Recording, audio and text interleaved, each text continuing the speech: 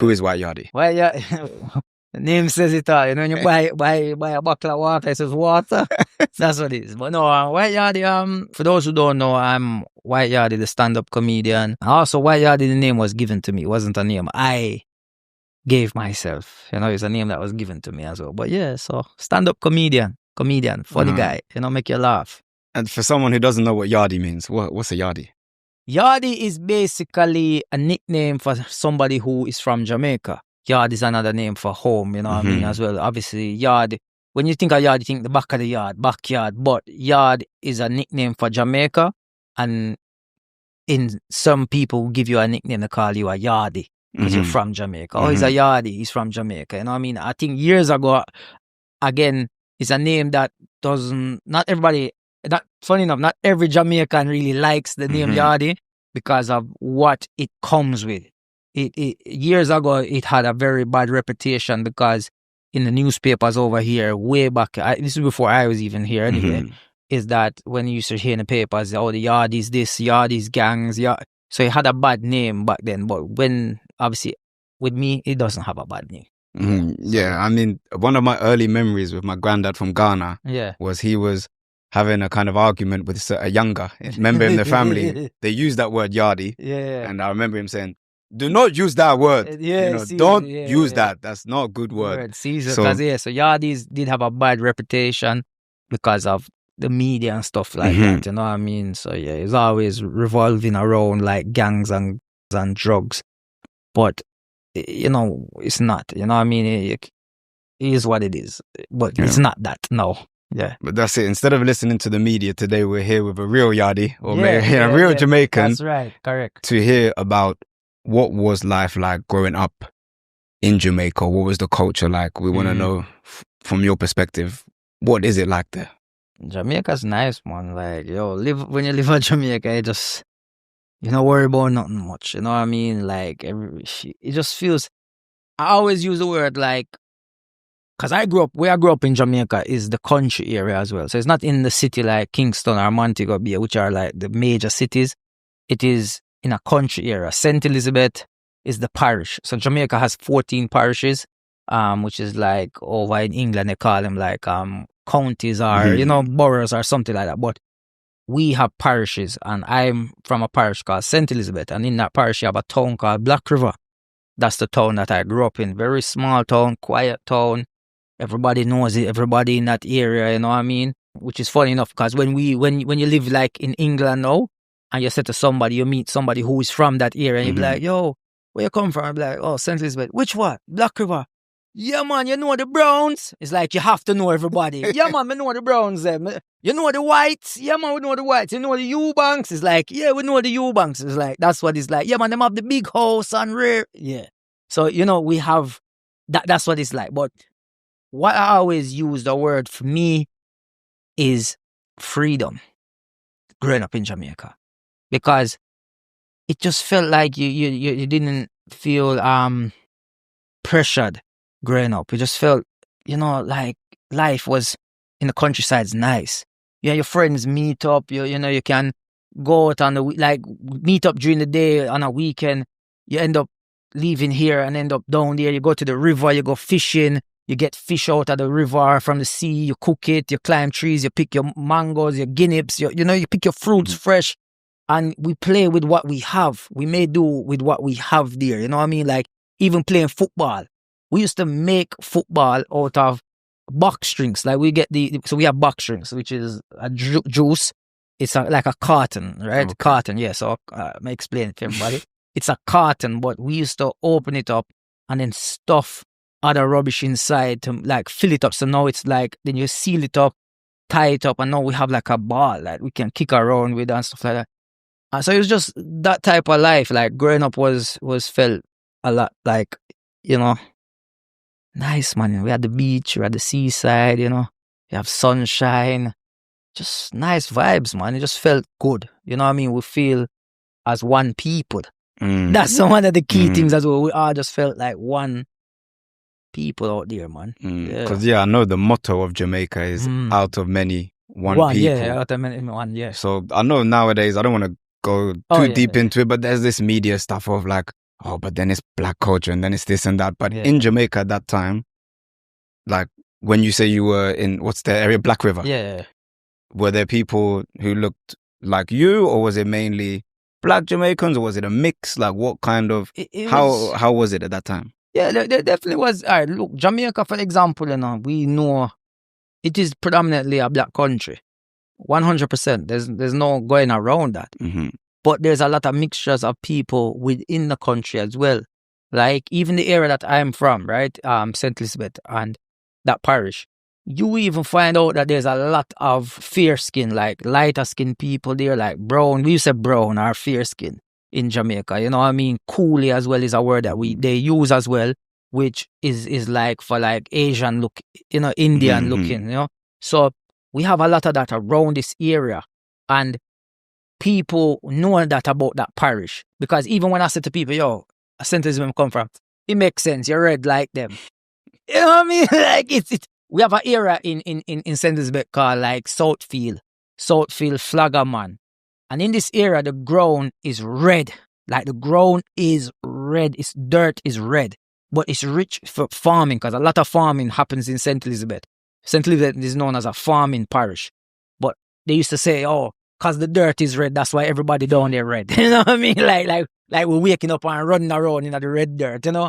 But yeah, like there's a lot of mixture down there. And nobody made anybody feel like they're different. To be honest, I always tell people this, and I didn't even know about racism until I came to England. Do you understand what I mean? Like, I didn't know that was a thing, because I never experienced it and I never seen it, because it didn't exist to me. It was never shown there in Jamaica, you know what I mean? And it's only when I came to England I realized these things. You know, I know now people use this word that I didn't even know about as well. As like, you might not have seen racism, but that there definitely was like colorism or something like that. So because you're lighter, you'll be treated different too. And I'm like, well, I didn't. So you know what I mean? Like, I was not treated no different. Nobody made me feel any different from them. As far as I was brought up and raised, is that we are all just one people here. And, you know, when I went to school, if I did something wrong in school, the teachers beat me. They're not going to say, oh, we're not going to beat you because you're white. We're going to beat you because you're... They never did that. I got the same treatment throughout my whole life. Yeah, so... Yeah, I think that's a huge difference. Here in the UK, we're kind of obsessed about telling everyone you're different. Yeah, you know, we say we're celebrating it, but it does make us feel a little bit divided. Yeah. But when I lived in Reunion Island, they're all mixed there. There's Chinese Creoles, there's Indian Creoles, Muslim Creoles, Hindu Creoles, white Creoles, like the fairer skinned ones, like you said. They have names for those. And you would call people by the name of their skin color. Brother, let me tell you something. Like, do you know that this country, coming to England, living in England, it made me not say afraid, but it made me very cautious of using certain words to say something, because of how it can be perceived by whoever's hearing it. Like, yo, if somebody asks me, oh, whose bottle of water is this? And it's not mine, and it's the guy's over there, and he's a black man. I should be able to say, it's the black man's over there. Not feeling like, oh, I just said black man. He's a black man. You know what I mean? Like, what? I didn't say anything wrong. What is wrong is when you use certain words. Like, I remember one time I was working for a delivery company, and me and my work colleague was doing the delivery. He's a black man. His background is Barbados. He's Bayesian, so his parents are from Barbados. I remember, like, he had the paper. No, I gave the paper to the guy who was delivering the stuff to sign, but they had more stuff to bring in. So my colleague came in before me. I didn't know that. And he got the paper. It was signed and he took it out. So when I came back in to get the paper because I gave it to him. And I was like, oh, do you have the paper, sir? And he's like, oh, I gave it to the color fella. And I'm like, huh? He said, what? He said, yeah, your colleague. I said, no, what did you say? He said, and he was, I said, he's not colored.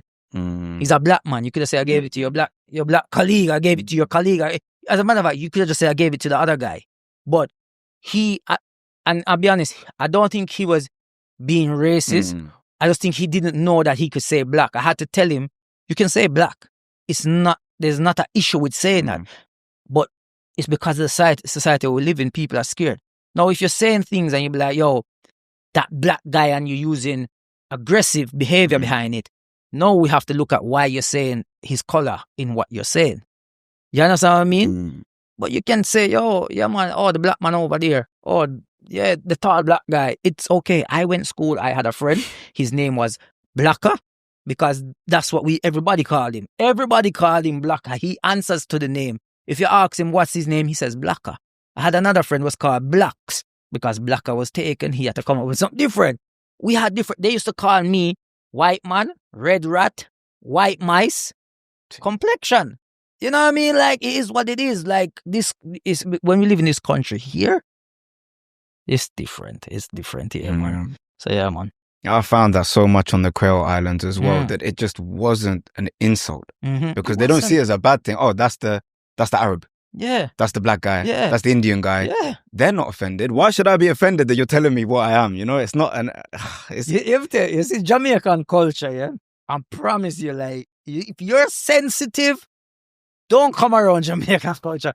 Because, yo, like, even Asian people, we have Asian Jamaicans, right? We have Jamaicans that they could look like they come from Pakistan or India. They look like that. You understand what I mean? We have Jamaicans who look like you, right?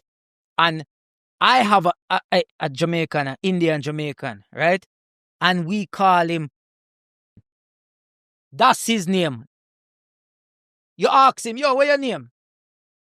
He takes the name. It's not like we're trying to be rude, racist, or disrespectful. This is just how we are as Jamaicans. We just say it as it is. We don't deal with this sensitive society and world. Like, we say things as it is. Like, yo, if you're fat, you're fat. Like, there's no going around it. Like, oh, you cannot say that. That's rude. Him fat. He's a fat person. Like, yo, fatter. Why you call him that? That's what he call himself. But you have to be very careful. Like, yo, it's too sensitive, man. Like, sorry. I mean, I had the same in Asia. They don't beat around the bush at all. Yeah. And your colleagues would come and say, oh, Hakeem, looking fatter now. As a Brit, it took me time. Man. But then eventually, they're just being honest. Yeah. And it's not even rude. Like you say, it's like, your face could just be a bit fat. Your face look fat. But it don't mean nothing. Like, if anything, in Jamaica, when people like have big bellies and stuff like that, they come and say, what? Life agree with you. You know what I mean? It means like you're doing well, man. Look, you're living good. You're eating well. Yeah, like big belly, man. Oh, come on, man. Too sensitive. But to go back to like your childhood and school days, were you thinking in your mind then like, oh, I'm white, I'm different? Or did you even like thinking of yourself as anything other than Jamaican at that time? I didn't, as I said, like, because I wasn't treated any different. I didn't have any special treatments, I feel like everybody just took me as I just felt, I don't know, I cannot see any difference. I didn't notice any difference because I wasn't treated any different. I did everything the same as everybody else, you know what I mean? I've been through everything that they would go through. I got the beatings, I got the way of life, I ate the same stuff. I didn't go home and automatically was getting foreign, like UK or US food in my house. That's different, you know what I mean? I had to wash my own clothes. I didn't have a washing machine. I had to scrub, you know what I mean? Wash and hang up my clothes. I had to learn to do everything like everybody else. When I went to school, I had the same treatment. I had to sit and do the same test like everybody else. If you fail, you fail. There's no, here you're going to get a free pass. My friends never treat me no different. Girls never treat me no different. Yeah, I didn't see myself as not more than, I'm Jamaican. This is where I'm from. This is what I know. I've been here from a baby till big man. Like, me don't know nothing different, Yeah. I feel like so many countries in the world though could learn from that. It sounds so simple for you, and I saw it in reunion as well. It's so simple. Yeah. But there are a lot of people who still cannot understand that it can be that simple. Of course, man. But when it's like that, there's not much problems as well. I think most countries, reason why they don't work like that is because they love divide. Because it helps. Divide helps control and power, right? Because if you have a divide, then, all right, have this group here, have this group here. Some mixing here, but these lot are not mixing. Let me try to take control of these lot to build something over here. And then you have somebody who wants to take control of these lot to build something, and now you have two different things going at each other. It helps. Yeah, my people are cheering me on, these people are cheering.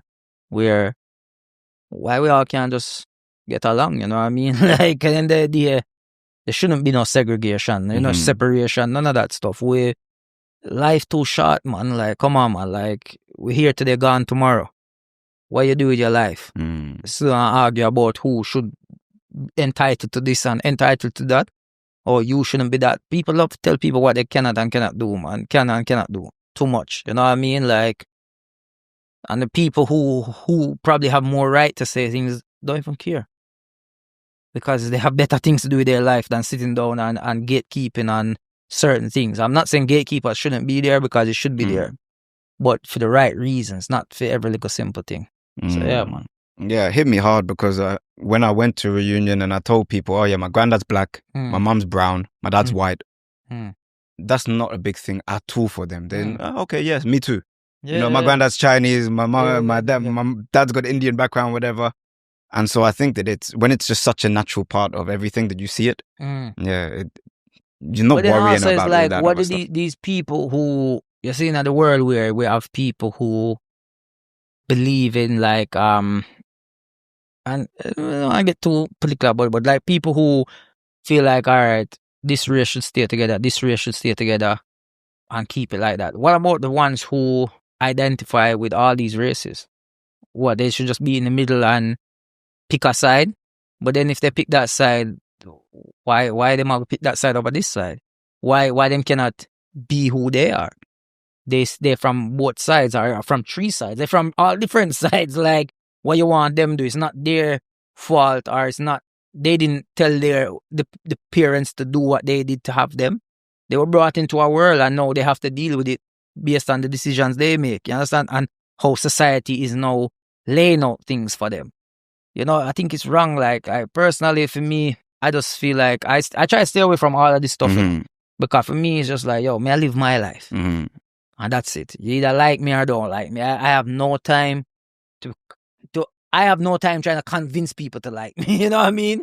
If you don't take me for what it is, that's what it is. You know what I mean? Yeah, maybe this quote, I need to double check it's right, but there was a Bob Marley interview and they asked him, because he had family, he's mixed as well, Yeah. And he said, I don't dip on the black man's side or the white side, I dip on God's side. Yeah. I think that's it at the end of the day. Telling someone to choose, we've heard it. No, but are you white? Are you black? Are you this?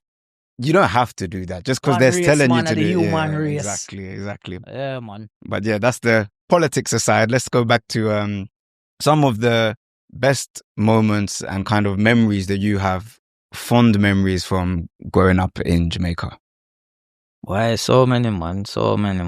Best memories. Remember enough little things, man. Like, even just like school time, like with your friends, you know what I mean? Just being with your friends, walking home from school, outside at the bridge. Sometimes we used to swim in at the river as well. Like, sometime after school, we had time to swim in river. Wow. Like, that's how we can go to the river and swim. Mind you, these are the same rivers that have crocodiles. But you're still alive, so. But we're still alive, you know what I mean? So give thanks. By the grace of God. Just even like going to like school fairs and stuff like that. Like school sports days. We had fairs where the music would be playing and everybody would dress up and come to school, and it's a time to relax and have no teachers now pressure you.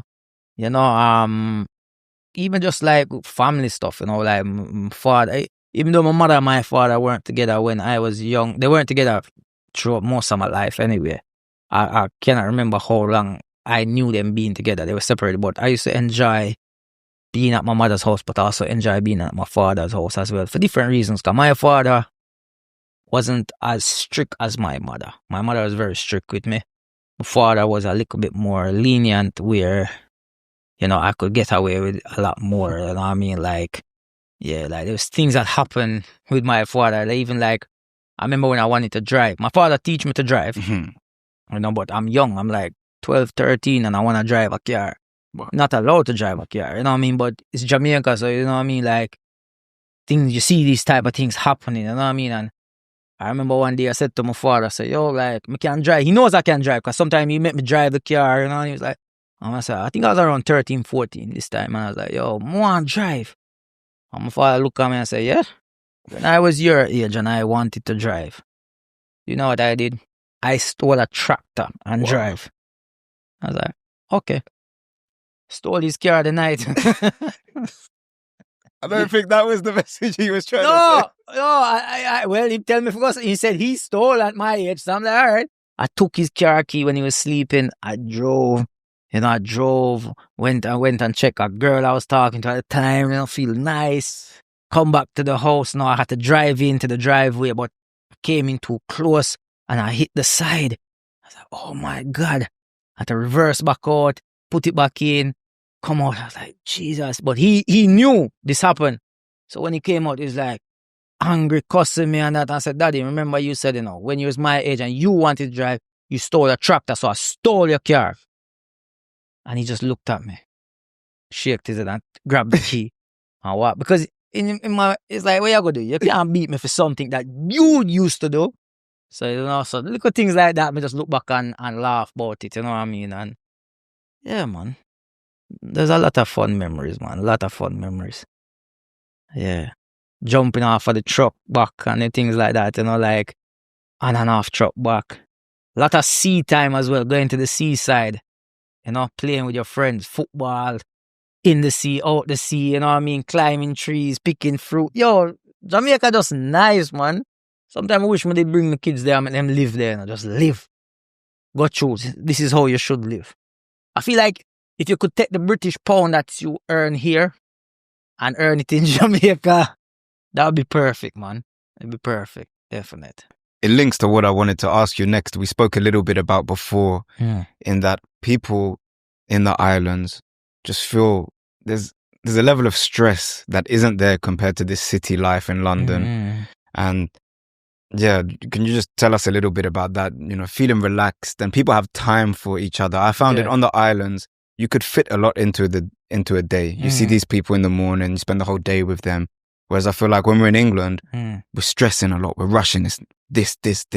Yeah. So can you keep that island spirit whilst also being in England, or does it sometimes, you get caught in the rat race here as well? You definitely do. I think you definitely get caught up in it here, because especially in the UK over the last couple of years, how we have seen, how cost of living and stuff like that is crazy right now. So I feel like where is it in Jamaica? I feel, and again, the country lifestyle is definitely different to Kingston, which is the city. The city definitely is a lot different, but there's parts of Kingston where they have that mindset as well, because in Jamaica, you don't really worry about much things, because as long as you have a roof over your head, you have food in your belly, you're good.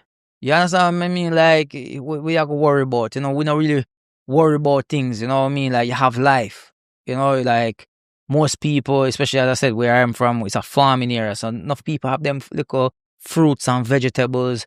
Enough people have like raising chickens and animals and so on. So it's like, you have your way of life. Where we are as well on Black River and Parity is a fishing area as well. Okay. So we have a lot of fishermen coming in, and you as a young man run out there in the morning, see them pulling in the line, you help pulling in the net, the big net, and then the big net comes in, you see all the fish, and then throw your cup of fish. I say, yeah, man, hold this, man, and you're good. You have food for the day, carry home, go give your mother, your father, your family. I say, yo, the fisherman them give me this, and the fisherman them, yeah, man, a Rambo and Ras give me, and you carry it, and that's you. You either freeze it and cook it another day, or you're gonna cook that later on. So you don't really worry about things, because there's not much to worry about, and the simpler you have your life, the better for you.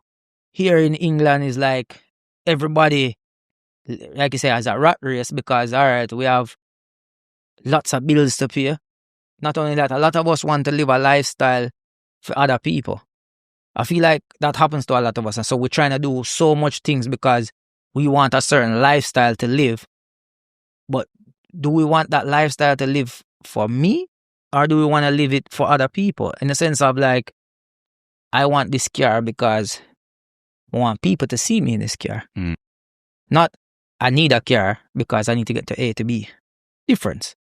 And this is something I try to talk to my daughter about. My daughter always has this habit of, oh, I need this. And I'm like, you don't need it, you want it. There's a difference with need and want.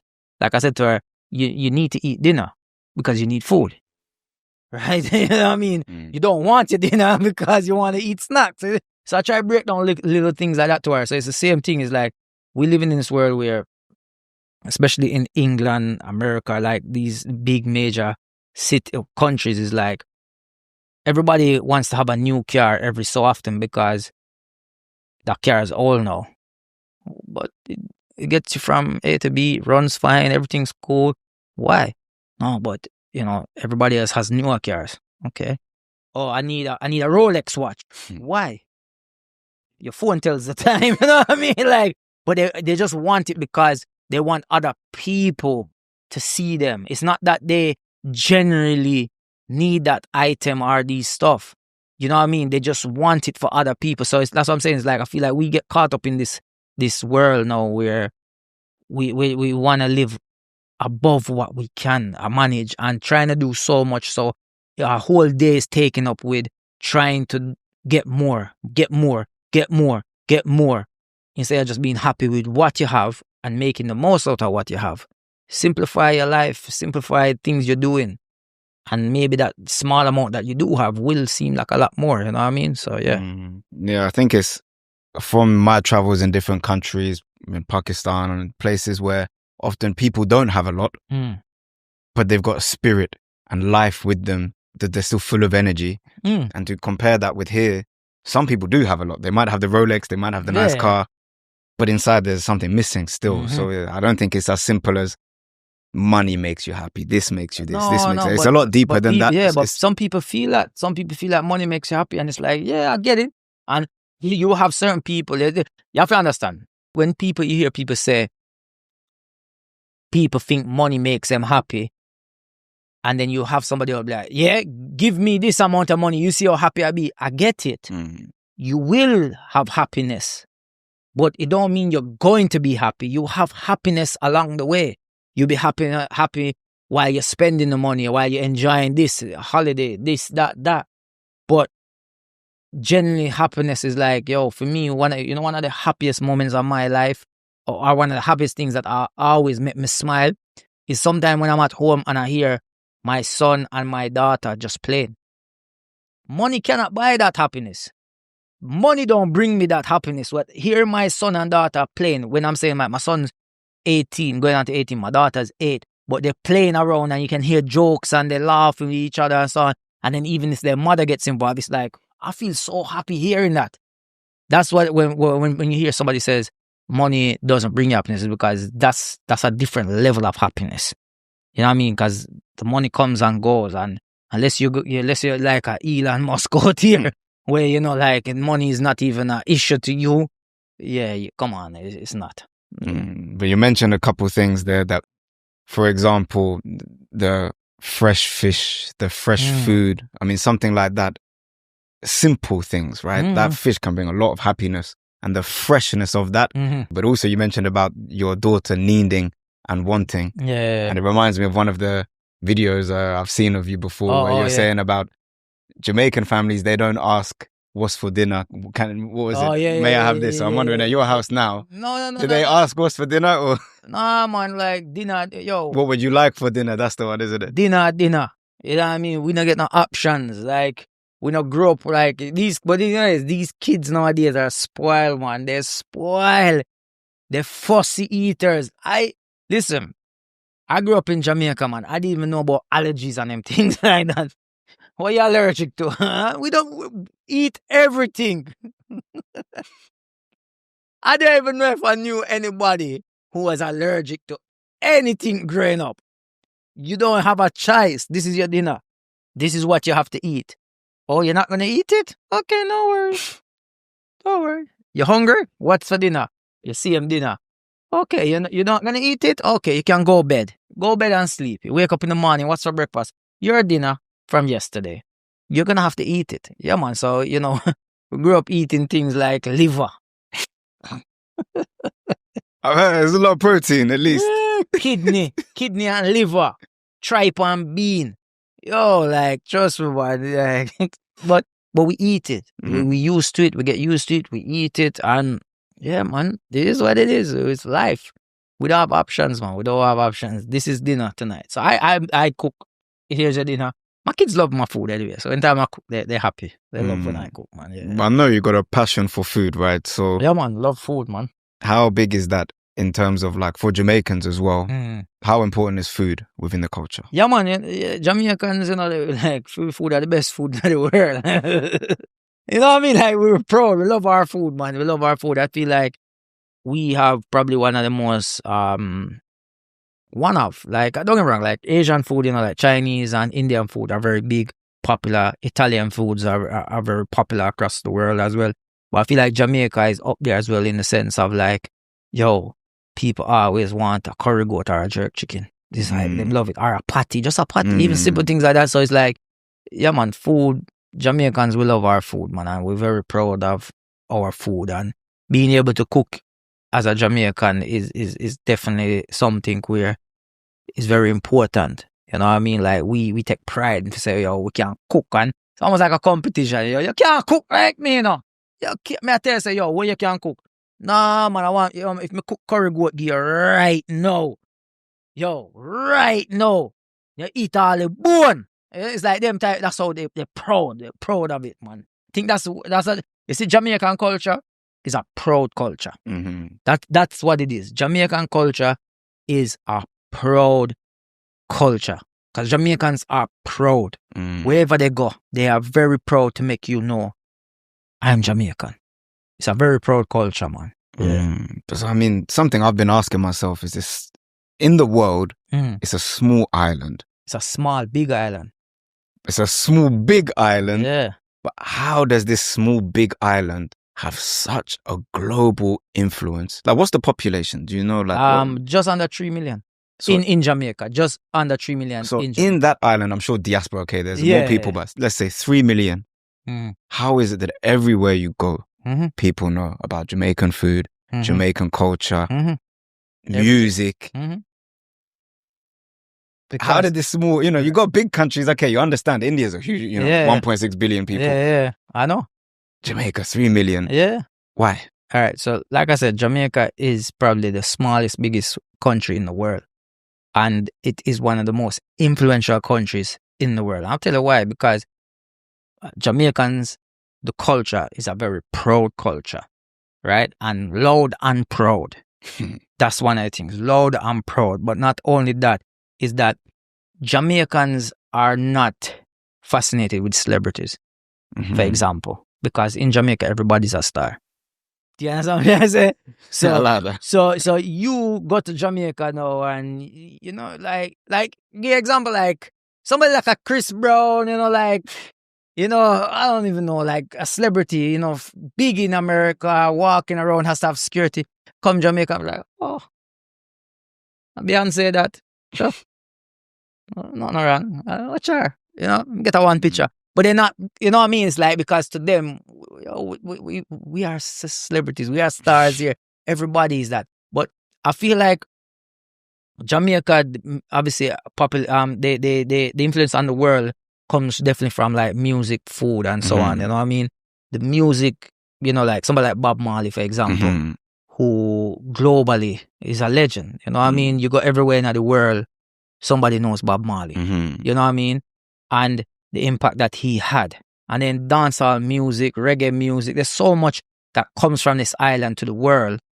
And it's it's a cool culture. That's what it is. It's a culture that it just seems like a very cool culture to be a part of, because Jamaican people seem like cool people to everybody.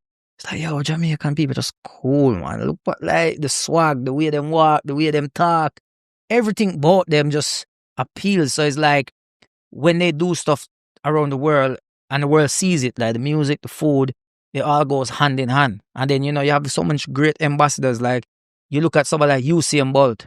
So imagine that. Like you said, 3 million people population. And, you know, you have countries like have billions. You know, you have Nigeria, for example, have over 200 million or something like that. Yeah. So it's like, and this one man, there's nobody in the world, but a man from a small little country run the fastest time and nobody can beat it. Like, you tell me there's not one man out there saying, yo, me faster than you, and make me race. There's nobody. But that just shows you. And then it's his character when he's doing it. He's not just running and then it's just, he has no personality. He's showing his personality. He's making you know, he's doing his signs. You love it. Even if you're not from Jamaica, like when you watch that 100-meter final, all of them are Usain Bolt in that race, you're cheering even against your own country. You just want Usain to win because he's that guy. And that's what he showcases on field, off field. So we have that big impact because, you know, when somebody gets pushed to the forefront, when anybody gets pushed to the forefront from the Jamaican culture, they represent so well for their country and their culture that you have to buy into this. You want a piece of it now. You know what I mean? Same with the music artists then. Popcorn, for example. Popcorn globally has been doing well. Vybz Kartel just come out of jail and the impact that he's having right now is almost like dancehall is the biggest thing in the world right now, which is amazing to see. We have dancehall artists going to America and selling out arenas. Kartel has his tour here. He sold out the O2. He had to add a second date. So it's this type of impact that we see that, you know, the people who are getting put to the front to represent the Jamaican culture and Jamaica as a whole are doing so well that the country is just, the place is just influenced so well, man. It's like going to influence everywhere, music, everything, even Afrobeats. So now we're gonna get controversial. We're not get controversial. Big up all of my African people, big up on yourself, you know what I mean? But like even with Afrobeats, right? There's a big debate was going on. And the debate was that Afrobeats has taken over dancehall. It hasn't taken over dancehall. Afrobeats has African music, and I just want to say Afrobeats, because you have different variations of African music. But African music finally, for over so many years, has finally had music are something that relates for them. They never had it before. They didn't have it before. And the reason why is because, don't get me wrong, in the countries, they might have their local music that they would know. But I mean, on a global scale, it wasn't happening because there was nothing that was reaching out to the masses that make them feel like, wow, this is something great. You know what I mean? It wasn't being pushed to that level, right? So when, and one of the reasons why is that even people like Wizkid, Burna Boy, they were almost influenced by a lot of dancehall music, where Burna Boy, if you listen to Burna Boy before he really took off, most of his stuff sound like a dancehall artist because they were influenced by, they used to listen, in Africa, they used to listen to reggae because of Bob Marley, but also dancehall. And dancehall played a big part. And even when you listen to some of the Afrobeat songs, you hear certain of the lingo they use. It's Patois. They're using Patois in it, right? But it never took over dancehall. Dancehall was always there. It's just that African people now finally had their own. They didn't need to, you know what I mean? And when you say take over, it cannot, because we cannot, if you're doing numbers, it don't make sense. Nigeria alone has more than the whole Caribbean. So if you're doing numbers, Africa's going to win. They have a bigger population overall. It's a continent to a country. It's not a match. But dancehall has been around for years and never will go away. It always is going to have its place and it's going to stay there forever. Just like the African music has its own place now and it's going to be around forever. It's about unity. Let them, and they big up, like Popcorn works with them. I see Popcorn has a song with a song with a few African artists. Vybz Kartel definitely will be doing stuff with them. So yeah. Yeah, I like the last message of the unity between them, because it gets to the point eventually. Why does it always... the chicken or the egg, right? We can get in that, but then when it comes down to the influences, it's obvious that even in England, you have grime music, you have a lot of the slang here. There's a heavy, I don't just want to say Jamaican, but of course Jamaican, but Caribbean influence and all of that, to the point where there'll be white and Asian boys in England. What do they say when they see their friend? Yeah, wagwan. Yeah, wagwan. What are you saying? But that goes back to what I said, is that the Jamaica is a small, big country, because the influence is there. Like, there's other influences, but the Jamaican influence is just a different level. Like Patois, for example. Patois just seems like, it's one of the coolest accents to have. If you can speak Patois, or even know Patois, it's just cool. And when you say it in Patois, it just sounds wow. You know what I mean? Like, and that's just what it is. Yeah. So that's why it has a big influence, because it always seems like a cool thing. With Jamaica, being a Jamaican is cool. Yeah, I mean, it's simple as that. But being a Jamaican is cool. Even in Reunion Island, a lot of Jamaicans may not know about it because it's in the French-speaking world. It's technically it's part of France, overseas territory, but they have their own Creole. Yeah. So like that's the French version maybe of Patois. Yeah. Even in their Creole, when they say bye to someone, big up, hey, big up. Yeah, they will say big up. And then you listen to the music, you can hear the Jamaican influence. They'll adapt their accent in their Creole to start sounding like a lot of the Jamaican dancehall, you know. No, 100%. Ou pense que il est un bad man. Quoi?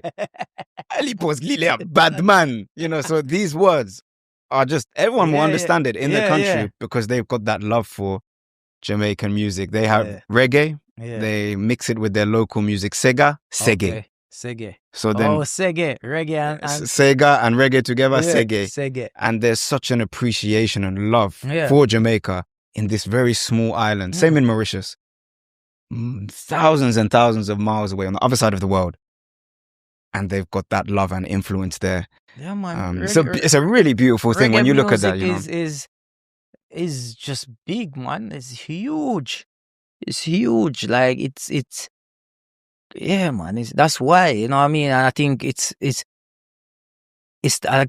people who was put to the front to represent, pushed it to the levels where it's at, to where it has this influence around the world, man. Yeah, man. People love it, man. I wanna, yeah. But you know, like, no disrespect, people don't really hear too much. They don't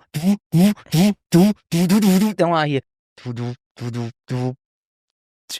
More listenable, you know what I mean? Like, so it's feel good music. I mean, you don't have to be Jamaican to have been raised in the UK. That music in our whole family, formative years.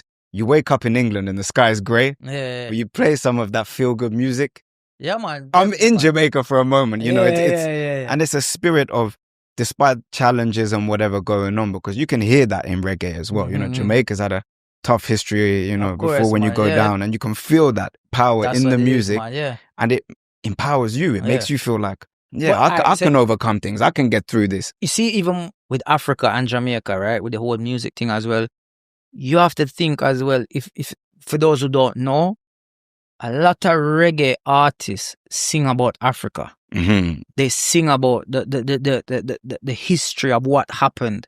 You understand what I mean? So that's why Africans listen to reggae a lot as well, because they would hear messages in there. They would hear mentions of Africa, and it's like they can connect with it. They can, you know what I mean? So they can relate to it, and that's what it is like that helped.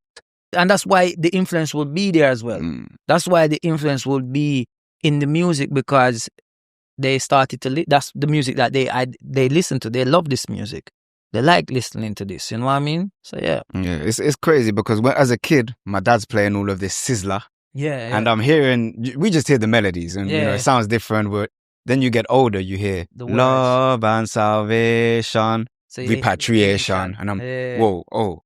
Wow, this is deep as well. Yeah, man. You hear things. I'm telling you, there's messages in there. There's a lot of messages, and that's what it is for people. People recognize that. And a lot of reggae music was about love. It's about love and upliftment of people. And that's what people want to have. Let's have a good time. That's what the message is. And that's why people came out. And maybe, like reggae is big in, reggae and dancehall is big in like Asia as well, like in terms of Japan and China. And maybe it's because even though most of them probably didn't speak English, the little English that they probably know, because reggae was more slower and easier to understand. You know what I mean? Like Bob Marley, One Love is what it is. You know what I mean? You know one, you know love, put them together. They're gonna sing that, you know what I mean? So yeah, man. Man. Jamaica to the world, man. That's what we always say. Jamaica to the world. I was in Japan last year, and you could see there were some Japanese guys with the dreadlocks and their whole fashion. 1,000%. That's coming from Jamaica. And then I typed in, does this exist? Japanese reggae. And it does. Whoa. It does. And they're mixing the Patois with the Japanese. It does. They've been doing it for years. You used to have a set of guys called Mighty Crown. They used to be DJ selectors, like mix and talk on a microphone and stuff like that. And they used to come Jamaica and take place in clashes. They used to take place in dancehall clashes versus other DJs like Tony Mataran. You had Pink Panther from Black Cat Sound, and these were big sound systems, and they were clashing, and they would go on the microphone and say, "You think the Japanese boy don't know Patois? We go kill you now! Play my song!" And they would play their songs, and like people liked it because it's like, they're embracing the culture, they love the culture, and not only that, because what they're doing is also helping the culture in different places. So you think they're from Japan, they're playing in all the places in Japan, but you have a new artist who just came on the scene, and they're playing his music in Japan to an audience that know, I like that song.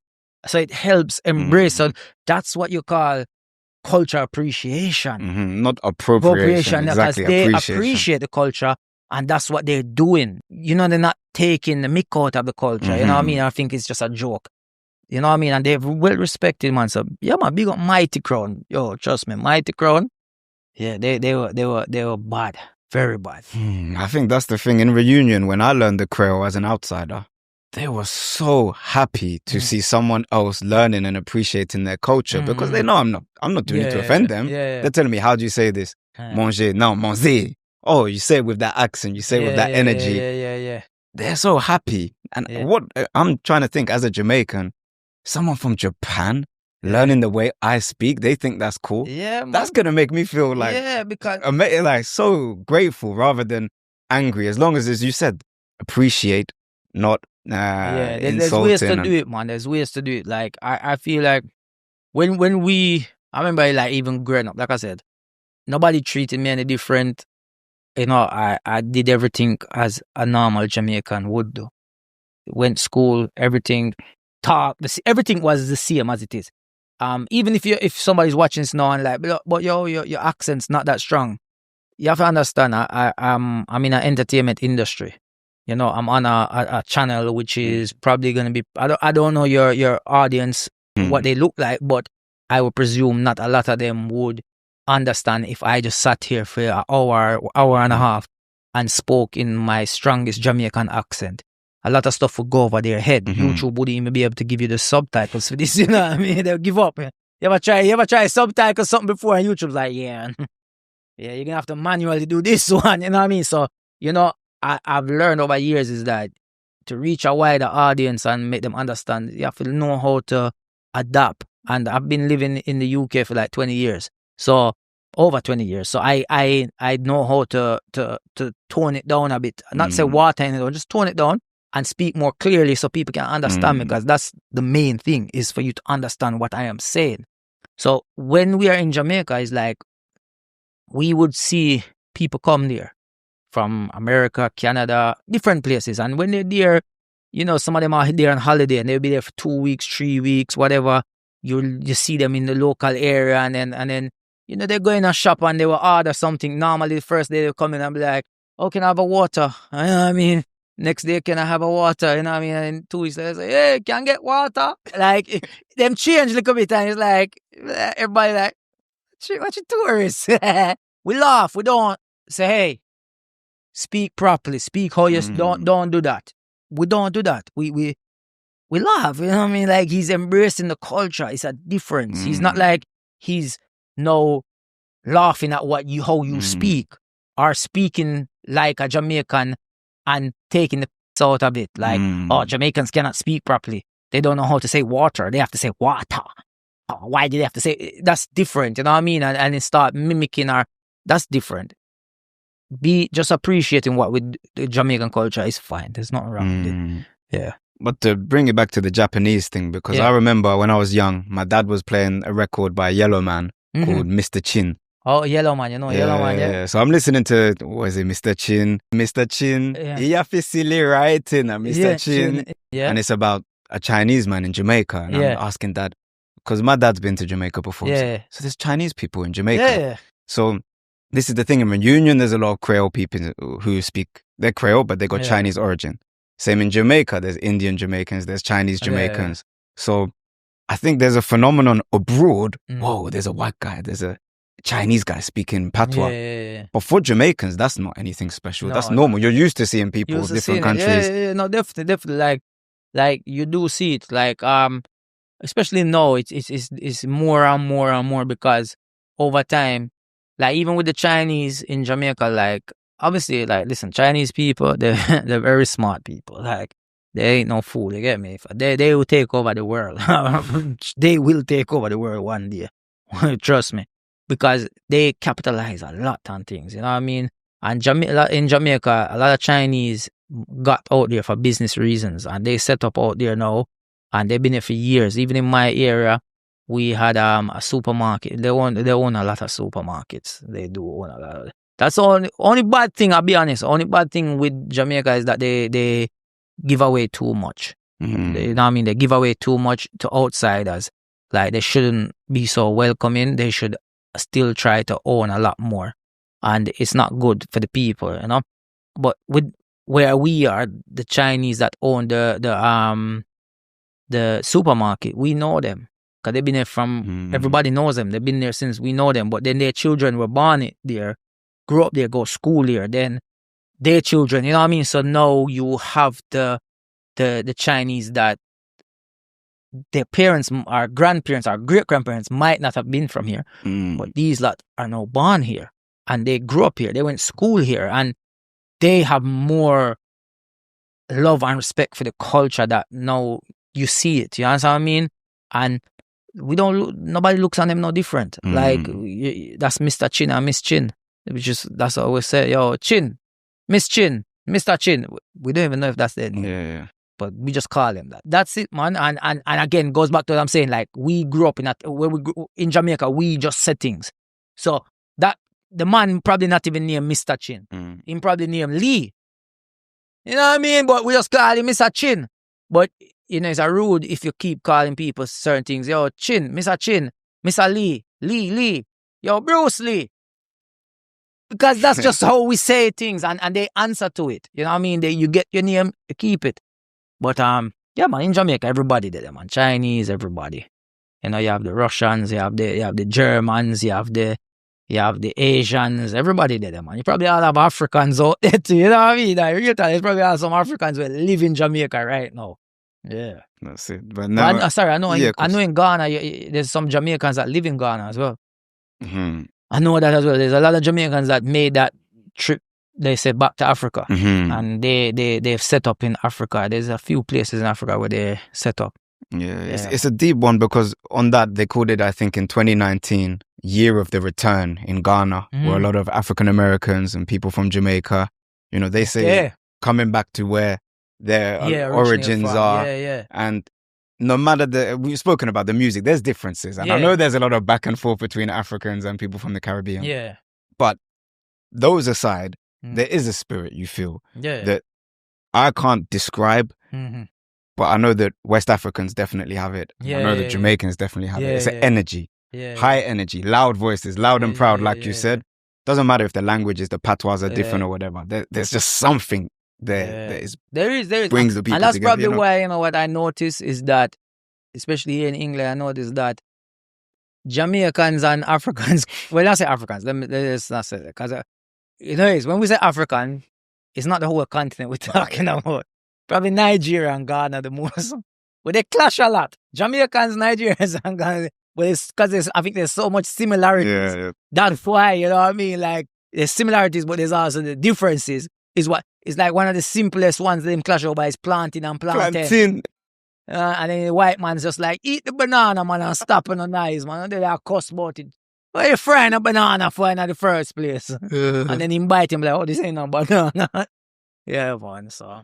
It's all love at the end of the day. We're saying that now, it's all love to the Africans and the Caribbeans out there. Man. Yeah, listen, man, it's all about love. I do comedy, I do stand-up comedy, right? And you do shows and it's like as a comedian, we're supposed to can't say what we want to say. You know what I mean? But when you're here in the UK, you have to be very sensitive. Like people are very too, you cannot say that. No, we can say that. Just laugh and enjoy yourself and then go home. As long as we're not being aggressive and racist towards somebody's beliefs and culture, it's all love and jokes, man. Like just take it as like there's a comedy show that Africa versus Jamaica. And people are always, how come one continent versus an island? It's like, yo, like, it is what it is, man. Just take it for it. Stop making it so it's not that deep. You know, when you go to this comedy show, like, at the beginning, there's a disclaimer from the promoter. He talks on the microphone. He makes you know, listen, people, if you're easily offended, you're at the wrong show. You should not book tickets here. You will be hearing things from each side, from Jamaica and from the African team, and they will be saying things about each other and their countries and what they do. But it's just jokes at the end of the day. And that's what it is. It's just jokes. And, you know, we do it and it's just fun. Like, it's not, like, we're not doing it with a evilness behind it and that we hate each other. We don't, because at the end of the day, we're comedians, we're backstage, we're laughing before we even go out. There's even times, like, I've been there and I'm saying, yo, to the African comedian, you know, you should say this because I said that. That would be hilarious. And they do that. Like, we do stuff like, because it's about the show at the end of the day, you know what I mean? But it's all love. It's always all love, man. Come on, man. Like, yeah. I mean, that's the main thing, is that when it's out of love, like when you're in a family, in a country where your best friends or your family might look completely different to you, you know, you can take the mick, but it's not serious. I mean, my brother is darker skinned than I am. He, as a kid, always used to call me yellow man because my skin's yellow. I always said, you brown, nah. But that's my blood brother. Yeah. It's not, you know, and my aunts and uncles are black. Yeah. We tease each other. My cousins, they're Pakistani. I tease them, they tease me. Yeah. We love each other. It's purely out of love. It is. And you know, it's character building, man.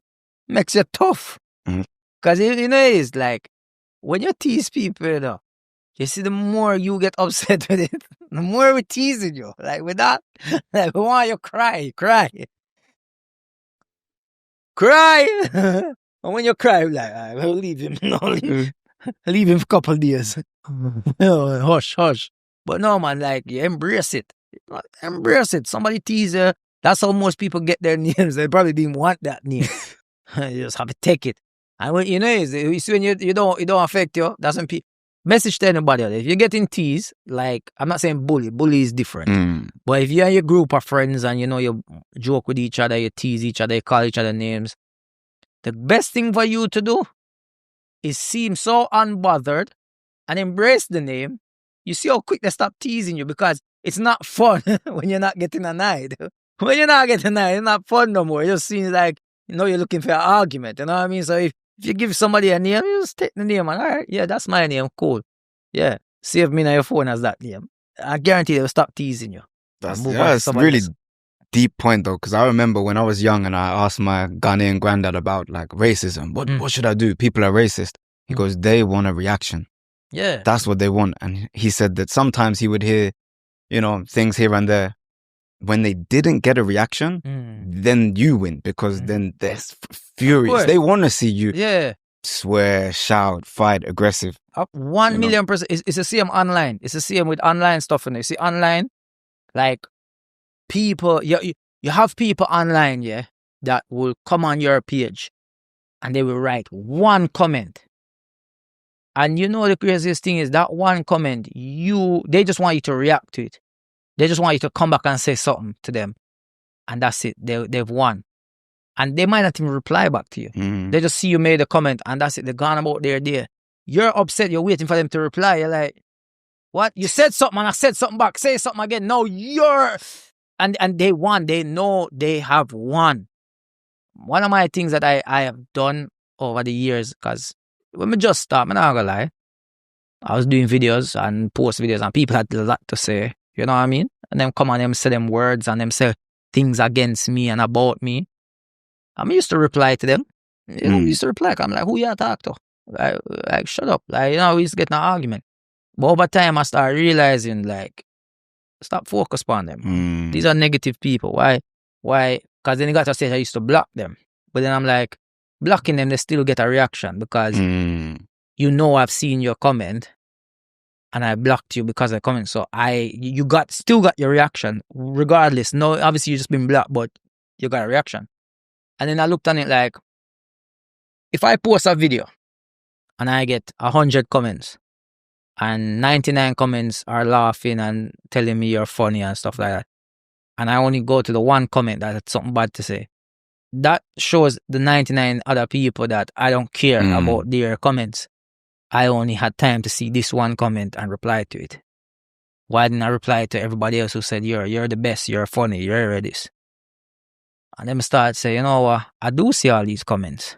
That's the reason why I did see that comment, is because that one stood out. But if you shift your mindset, the others would stand out, that you would even see that one. So now when I see certain comments, I just, sure. I don't even hardly even read them, just leave them. And when I start realizing that people actually answer for me, a lot of people answering back to them. So I'm like, yeah, man.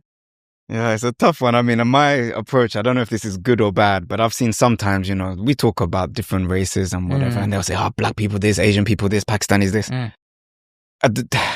If it's not too bad, sometimes I like their comment. Thank you very much for sharing your opinion. And then sometimes people, like, I'm still giving them gratitude because they still watch the video. They've still given me their time. Even if I completely disagree, some of them really rough comments after that. Oh, actually, sorry for being so harsh. Yeah, because... actually, I'm really sorry. So you know what? Thank you to everyone. No matter what you write, thank you. Because... No, man, but you have people like that. You have people like that, they will say the worst thing to you. And says, no, I was only joking, man. I like your thing, bro. Like, no, man, you're funny. That might actually be your biggest fan. They've watched more of your content than anyone else. Like, come on, man. Like, so. Sure. But, okay, one other thing I wanted to ask. We mentioned it a little bit, but specifically about Patois. Because I feel like growing up in England, okay, we know about reggae music, so of course, Bob Marley, 100%. But I've found that often there's this strange relationship and way that Patois is shown in the media. If it's not reggae, then often it's that kind of violent side that we mentioned before. Whatever, all of that. Okay, I know that exists. But could you teach us some actual, like, not Patois that not everyone knows, or how for you, you know, tell us about your relationship with Patois as a language that, you know, coming from white Yardie rather than what I've seen on TV. I mean,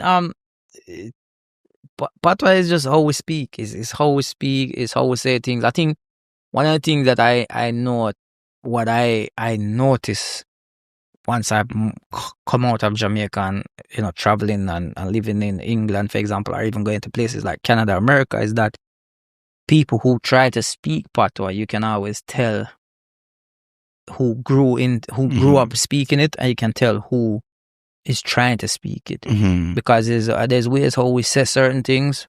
It's like, it has to be embedded in you. You can't just learn it, you know what I mean? You have to have had this from early just to know the little dialect of how the is said, you know what I mean? Like, you don't, you know, like, for example, you know, like, anything with ER at the end of it is normally it's not it's you know, it's like I use water again, water, you know what I mean? Like, it's simple as that. Not brother, it's brother, you know what I mean? Like, so we just, our things are a bit different. And then again, there's another side where we take away and add H. So H is taken away from certain words. Okay. Not purposely, it's just how we speak, and it's added to certain things. So where I think normally when there's a vowel at the beginning of a word, we will add a H. For example, like if you say after, yo, after. After. Yeah, so yo, you say after I'm done. So after I finish, after I'm done. So you say after I'm done, or hospital. Yo, me I go down at hospital. So hospital, you take the H away. Almost. Yo, me go down at the hospital. So you hear so the H is gone there. Yeah, but then in words where there's not an H, you add the H. H in. Yeah, like so we do that sometime, man. Yeah, man. Like ever. Yo, if me ever. You hear that? If me ever. You know what I mean? So we do that. You know what I mean? Hat. Go for the hat. And it's not that we do it on purpose. And it's not don't get me wrong, it's not every Jamaican that speaks like that. You have Jamaicans that speak properly. Like my Jamaican, like school teachers, they speak proper English. They sound out the words. And if you say it wrong, they let you know, hey, what you doing? Say it properly. And you have to, you can't say, yo, I'm going to say it proper. Like proper. You know what I mean? So it's just, those are little things. It's just how we speak. I don't know, like, in terms of, like, a relationship is just, it's me, it's in me. This is my more comfortable way of speaking. Like, if I was to sit here and do an interview on a podcast, and it's a Jamaican host, Jamaican audience, but just a free flow. I'm not taking my time and thinking about what I'm saying. I'm not looking and trying to find the words that for everybody to understand me, because I can free flow. It just naturally comes to me. I speak like that. In terms of the world, it's like, yeah, you're right. People, especially people who are not from the Jamaican culture or any part of Jamaica or Caribbean background in any way, they do automatically go to the whole, yeah, there's more to it. You know what I mean? And that's when you start in out of the culture, because it's like, yo, there's more. Like, we don't just walk around all day and say, we don't see with people in the morning and say, good morning. You know what I mean? Like, we don't say good night. Good night. You know what I mean? It just feels like, why that? But, to me, it's wrong. And people that run around using those, that as yo, come on, man, do better. Do better. You know what I mean? Like, if you can take a time for just go up on your phone and Google search and watch a video or two, you can learn. There's a lot more things, You know what I mean? Like, there's a lot more, man. Yeah, I think it comes down to respect, because I worked with a lot of Jamaicans when I was in South London. I worked at a school while I was a student. And the way that those staff members carried themselves, that I realized, okay, here's a similarity with the West Africans, is that these elders, I couldn't have ever dreamt in a million years to use a word like near those people, So they were very, like, I don't know how to explain, very kind of respectful, the way that they commanded respect from other people. That was a big part of their culture. I felt like, so in that moment, only after spending time with those Jamaicans, I realized, okay, that what I've seen on my TV so much, which is, fair enough, funny culture, whatever, swear words, whatever. I realized there's so much more to that, and it gets even deeper, because I've met Jamaicans, international students while I was studying, and I asked them, Patois, this and that. And they said, actually, it's quite sensitive, because some families were telling their kids, don't speak Patois, learn to speak, as you said, proper English, so you can be educated. It's like Queen's English. Yeah, and and then you go to, why is that? History, colonialism, all of it. So I think that compared to, like, let's learn French, there's so much layers to this. But you see Patois, Patois is actually a merge of English, French, and Spanish. Wow. Because we use words from French and Spanish in there. And that's something that, like, all right, so if I was to say, in English, would say, like, you lot over there. So I'm saying you lot over there. So I'm talking about a lot of people over there. In Patois, I say, yo, uno over there, so. Seriously. So uno over there, so. You can hear that.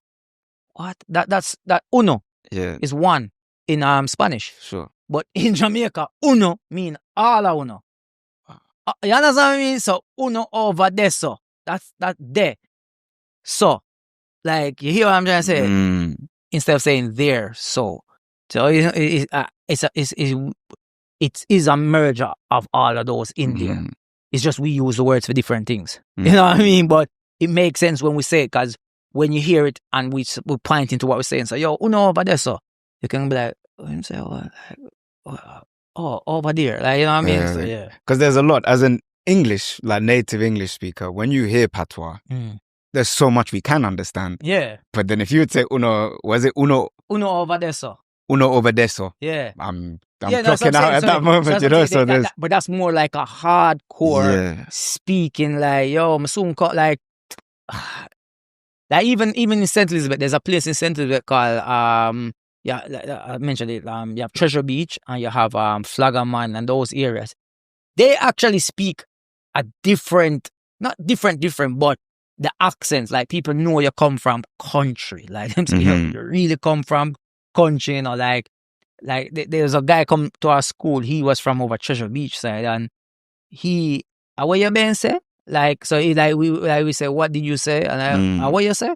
Him be say, what you been say? I'm like, where you get Ben from? Where Ben? Like, well, who's Ben? Yeah, like Ben say, over yonder. Me and go over yonder. Wow. Going over there. So that's some of the old English coming that you find. Yeah. But that's what I'm saying. He spoke a little bit different. But you have places in Jamaica where they have a different. But in Kingston now, the city, they speak it almost feels like a very more aggressive patois. You know what I mean? Like it's the latest patois. It's like they always inventing new words. You know? Yeah, because I wanted to ask you, because in Reunion, the Creole, depending on the region, they have variations. Yeah, it's the same like England. You know, like London to Birmingham to Manchester. It's English, but it's different. Is it English? Yeah, man. Like they all speak a little bit different. So you'll find that in Jamaica as well, like in different parishes and even in different towns, they will have different ways of how they phrase things and say things. Yeah. And I think it comes down to what you're saying. Patois sounds to a lot of people cool. So you got. I was gonna say, because even Jamaicans will say, "Me chat bad." Me chat bad. Yeah, so they're saying I talk bad. But they will say St. Elizabeth people talk bad. So okay, they're saying that for you, they're looking down on how you say. Yo, no chat bad. Like, no patois bad. Like, you know, because like, even my barber says things to me like eat. So when I say, like, he always teases me. I see, because I naturally do this, I don't know what I do.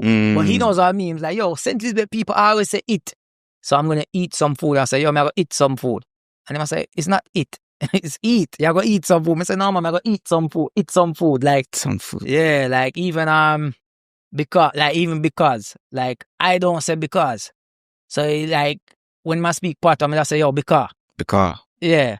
Because me have to do this and you know what I mean? So, yeah. And them all, like, people from Kingston, when them, hey, you chat bad. Like, what? So, yeah. Yeah, it's really layered. And I mean, I think it comes back to that point. For people who don't speak patois, there's something infectious about that language where you hear it, you want to speak it because it does sound, it's intriguing. Even just, I'm a linguist, I speak French, I speak Spanish. I love looking at these differences. But it's the same words you say, but the emphasis you put, it's not different, it's different. You know, there's a power in that when you don't speak like that, you want to speak like that. That's what I said as well, that you can identify people who are trying to speak it. And there's no problem with saying it, but it gets to a stage where sometimes we hear them like, yo, it's gone. Stop. It's funny now. It's like, it's entertaining. Like, yo, you don't even sound correct. You're putting the words all over the place. You don't have the right passion in it to say it. Yeah, it's crazy. Well, yeah, and there's so many different types, because I remember listening to the roots rock, reggae, that kind of stuff as a kid, and then my dad would play. You mentioned Red Rat was your nickname, but there's an artist, Red Rat. Yeah, man. I remember hearing some of Red Rat. Yeah, man. That was hard to understand. Is it? As a kid in England, when I'm here and he's saying, You know, there's a track, there's a record. That girl Shelly and I have that girl. Muda shame. Me and you are friend, but trust me doing. Can't have a girl and every night she complain. Yeah man, big up Red Rat. Red Rat. Yeah man, Red Rat, bad artist man. Big him up. That's a powerful voice, you know. There's a track Born Them from Red Rat. And I remember listening to that as a kid. Think that's a then me no need no politician, me no need no ammunition, then something on a mission. Born them. We don't need their support. I remember it, but me I try to remember it properly. Yeah, it's very like the language in that's powerful. Yeah. And I remember as a kid, like, okay, the Bob Marley stuff. You can understand because it was for a wide audience, you know, it was I guess from that, but that's then what reggae is, man. I'm trying to listen to this. And I got a question because Busy Signal. Oh yeah, Busy, yeah. There's a track that in my opinion is one of the best songs I've heard in a long time. It's the Enough of Them Stay So. Oh yeah, Stay So, yeah. What does that mean? I know enough of them, that's a lot of people, enough of them, yeah? What's Stay So? Because Stay So, what is Stay So? So, what did he say before that? He says, enough of them Stay So. Well, basically what he's saying is like, he's letting you know, there's a lot of people that are like this. That's what Stay So means. So it's like, yo, enough of them Stay So. So it's like, a lot of people are like this. You know, so Stay So is mean like, is like, why you like that? So I was like, yo, why you stay so? Why are you like that? That's what I'm basically saying. So stay so is saying that, that's what he's saying. A lot of them are like, enough of them stay so, enough of them are like that. So what I can't remember what he says before, but it's like if you're saying people are bad mind, enough of them like that. That's what it means, stay so. Yeah, because the thing is, in England, we make... Talk them a talk, me action. Was it talk them a talk? Me action a pack or something. It's I understand. The context of it is that a lot of people are like this. So what I'm talking about in my song, a lot of people are like this. So stay so means So if you say yo to your brother, you say yo, you stay so. You know what I mean? Like said he did something to you. I'm like, yo, you stay so. Like, why you like this? That's what it means, basically. It's the English version. English version would be, why are you like this? A lot of people are like this. Stay so. Yeah. Yeah. I'm not sure if it's American slang or Patois. Speaky spokey. Speaky spokey? Is that Patois? Yeah, man. Speaky spokey, man. It means when people are so people who speaky spokey is like Queen's English, you know, them Jamaicans that try to speak very well. When they're talking to you, I'm like, what you speaky spokey for?